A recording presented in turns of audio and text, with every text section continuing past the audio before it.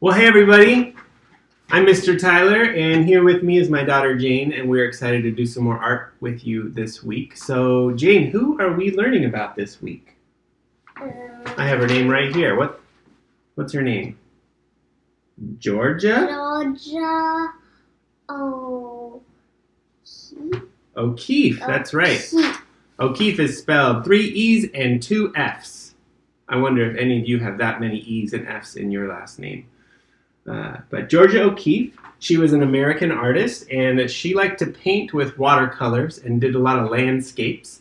So she did desert landscapes, hills, and really pretty desert flowers, and sometimes like old desert bones and stuff, right? So one of the techniques we're going to learn about today is tinting and shading. And I'll admit, I didn't know that there was a difference between a tint and a shade, but you have already learned that if you've done the worksheet and the PowerPoint. So, Jane, what's the difference between a tint and a shade? The tint is lighter and the shade is darker. Okay, and I see you have your beginning worksheet right here. So, we thought of 2 ways you could make a tint or a shade using colored pencils at least. What was one way that you tried to make a tint and a shade? I used purple and I pressed very lightly for the tint and pressed harder for the shade.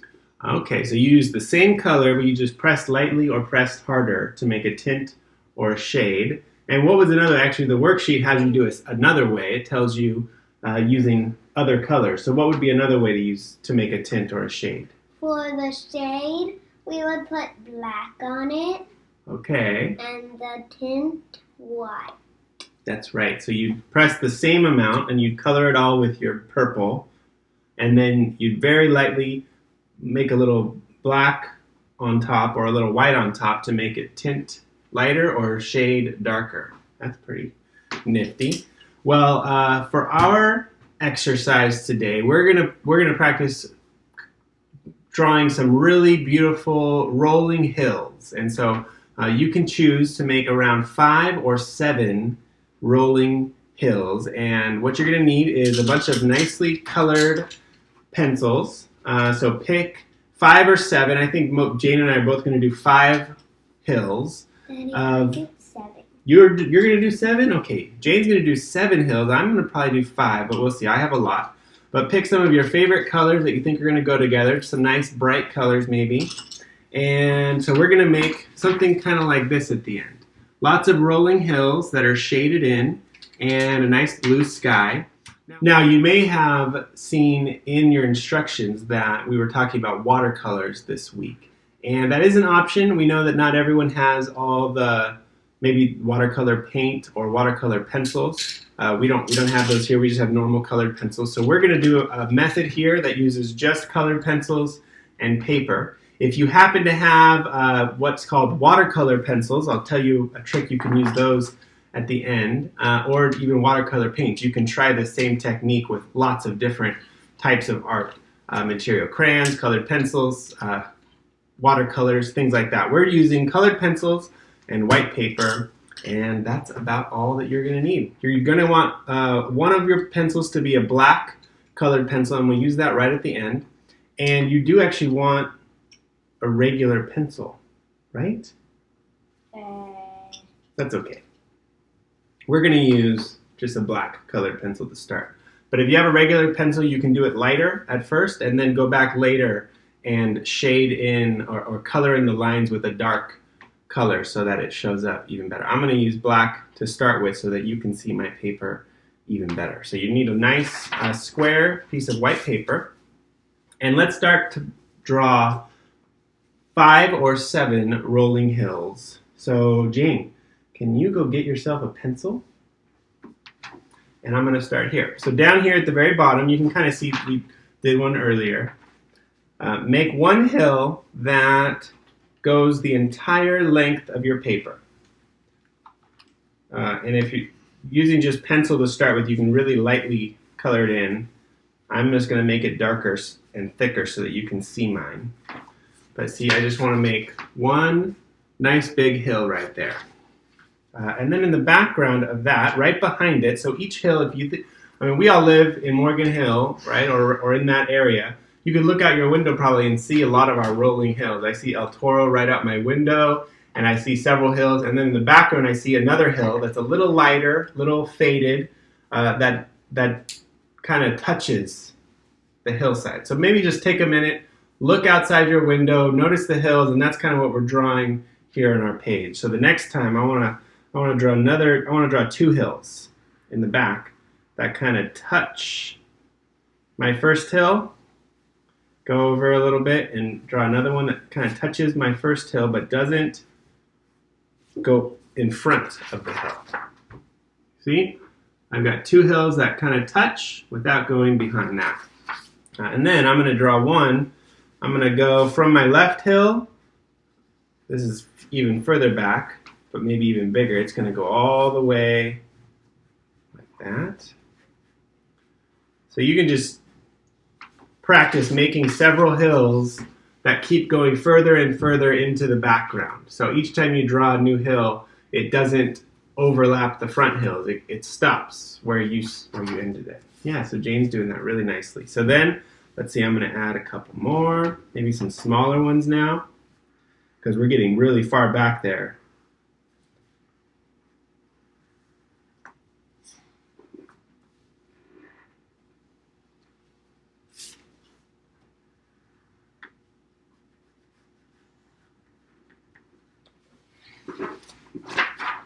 And I'm going to stop right about there.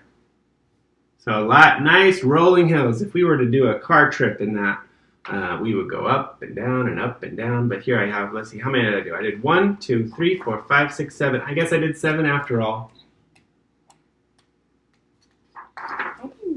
You did 9? Okay, perfect. So Jane ended up doing 9 hills. You can't see hers as well because she used pencil, which is what you're supposed to do. So that's great.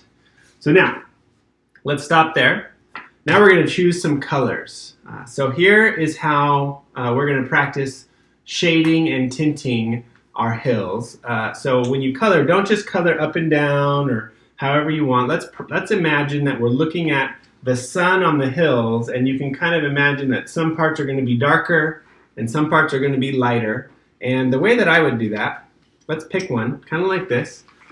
When you draw, make your strokes go the same shape as your hill. So you drew this line, we'll go one at a time, and instead of coloring up and down, up and down, up and down, I'm going to color like a loop, right like this. And here's what I'm going to do.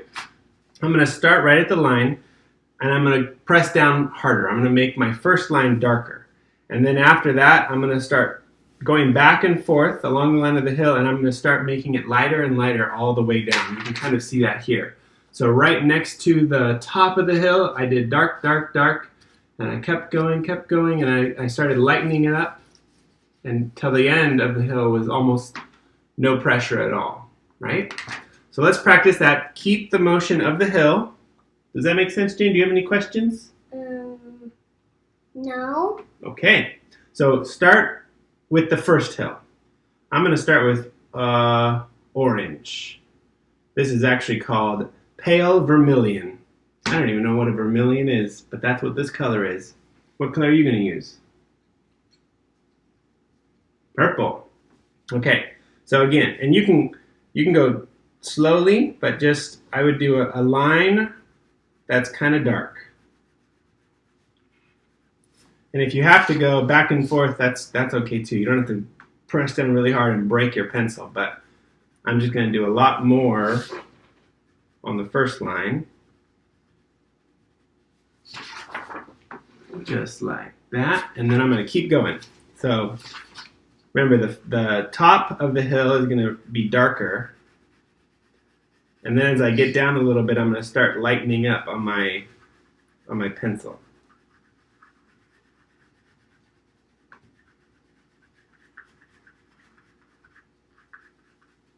And if you do have watercolor pencils at home, if they say watercolor pencils on them, do it the same exact way as we're doing it here. And then I'll show you, I'll let you know a trick you can do right at the very end of the video. But for now, if you just have normal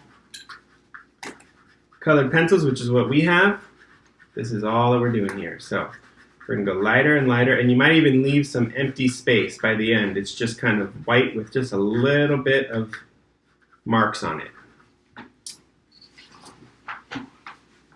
So let me show you a little closer.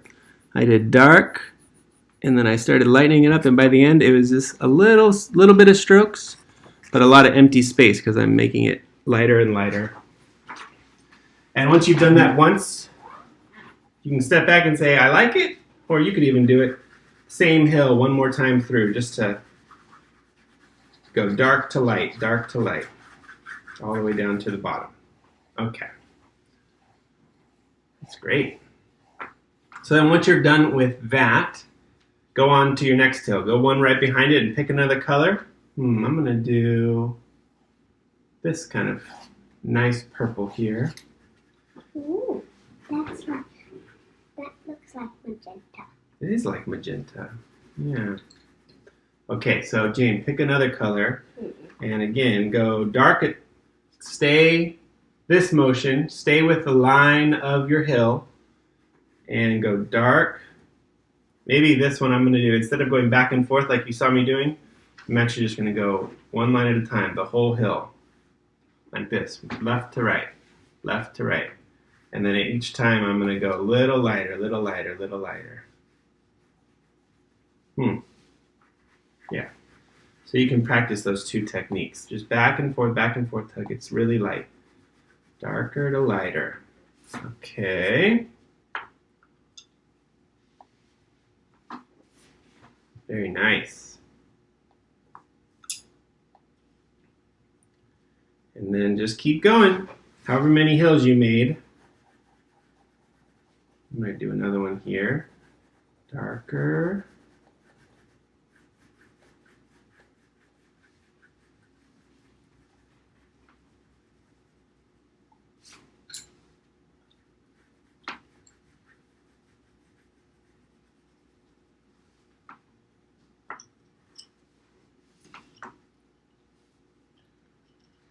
And then just keep going.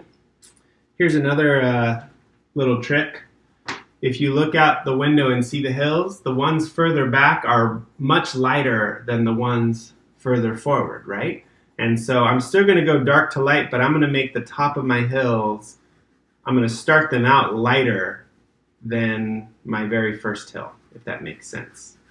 I'll show you in a little bit. So I started this one, I pressed down pretty hard for my first hill, like you did here with your purple, Jane. But maybe this hill, you still start, just don't push down as hard. Start medium and then go light. Does that make sense?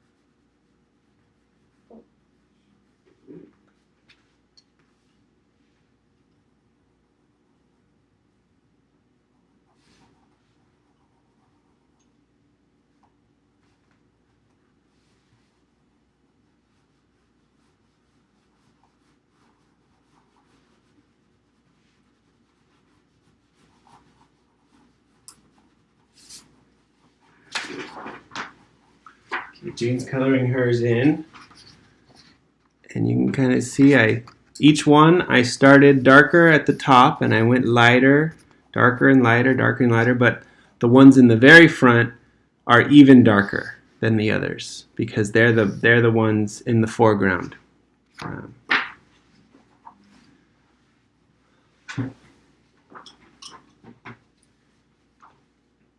And then you can pick a nice blue or any color for your sky and do the same sort of thing. Start at the top and just kind of shade it in.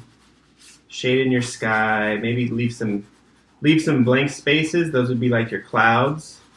Then we can make it be a sunset. You could. Sunrise. Yeah, you could make it be a sunset or sunrise. What colors would you choose if you were making yours a sunset or a sunrise? Maybe like a little bit dark blue and maybe some pink clouds. Yeah, some pink cloud. Yeah, you could make it really bright and maybe beautiful. Kind of purple sky. For the sky, I like to use the edge of my colored pencil and just kind of go back and forth, shading it in, and I leave some blank spaces, and it makes it look like clouds. So keep coloring yours in. So keep shading it in. You can go back over it a couple times, make it look as pretty as you want, and then once you're done, if you've been using pencil, once you feel like you're done, then is a good time to go through and outline your hills. Mine are already outlined so that the video would show them better, but you can go through and outline your hills in a black pitch paint.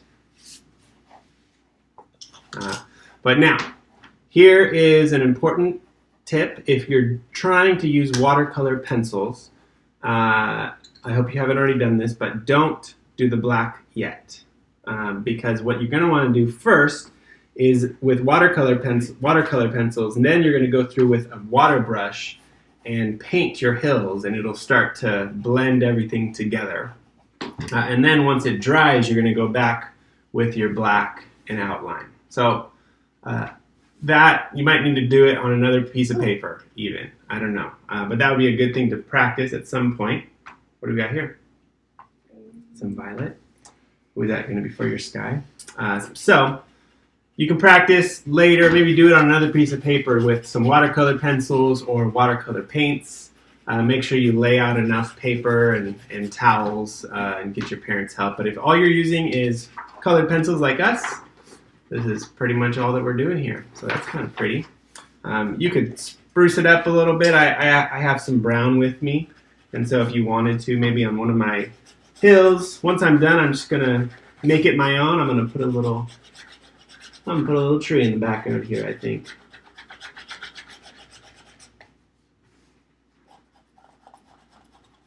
You don't have to do that, but I kind of like making it my own. So I'm going to put a little tree right there. I have some silver with me, so I'm going to kind of turn my clouds into rain clouds with some silver.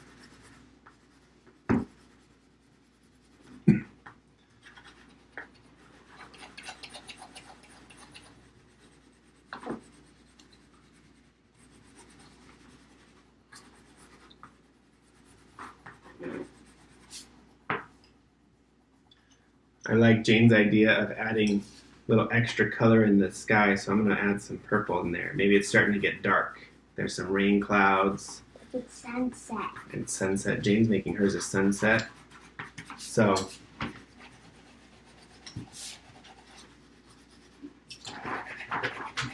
that's just for fun. But here's my Georgia O'Keeffe. I added a nice little tree right there. I made with my silver or gray, I made some clouds. I even made one of the clouds is going in front of this last hill right here. So you can have some fun, do whatever you want. But this is a fun way to draw landscapes. And you know, we live in this great valley with hills on every side. Maybe your next project will be go outside with a piece of paper and draw our hills, right? You can draw El Toro Peak and the hills behind it and all of that. My daughters call those hills the tree hills because they're covered with trees and we like to go hiking up there. So can I show them yours really quick? Ooh, that's pretty. Good job, Jane. So Jane's going to keep working on hers. She's going to outline her hills and looking forward to seeing your projects. You can share those with your class. And thanks for joining us and learning about Georgia O'Keeffe this week. We can add some green on down. I could add some more green. You're right. Very good. You want to say goodbye to our friends first? Bye. All right. Thanks, everybody.